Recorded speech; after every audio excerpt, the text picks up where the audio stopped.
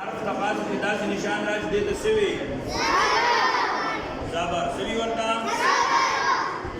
حرف دلانه کې داسې نشان راشي هغه ته سوي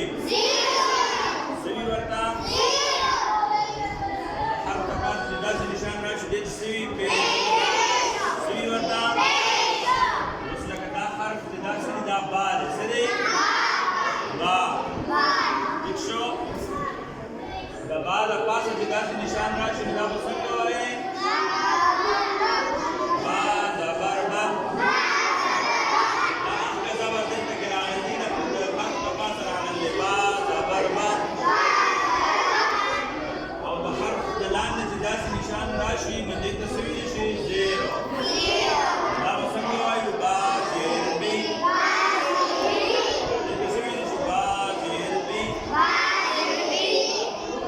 داسې نشان چې تاسو ته ما ویل حرف په پاسه راشي دې ته څه ویلی شي با پیش بو دې نشان ته څه ویلی شي دې ته پیش ویلی شي نو وایه دا څنګه دا با دی نو با باندې څه راغلی پیش با پیش بو اوس تاسو وګورئ زبر زیر پیش دې دریو واړو ته څه ویلی شي بڑی حرکات څه ویلی شي ورته بڑی حرکات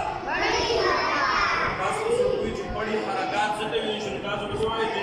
ज़बर ज़ेर पेश इशो ना बता सो याद आए रास्ता सबक शुमार बा ज़बर बा ज़ेर बी बा पेश बू बा बी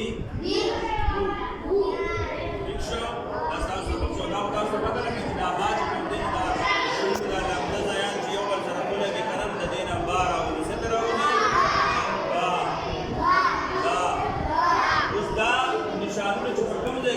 دا وتا څه پیژنې کله چې د حرف د پاسه چې کوم دی دا راغلي کنه داسې نشان تاسو وایي چې خدا خو زبر دی بیا مې زبر په ترتیب سره وایي با زبر با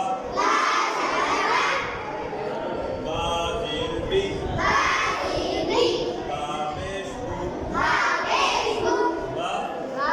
بی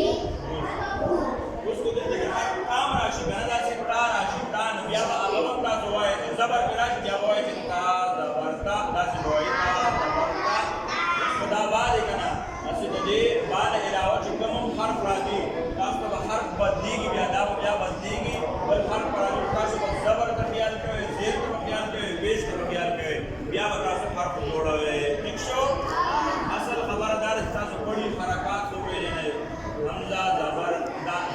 چې حمزه راشي غالبا حمزه زبر وایي چې حمزه راشي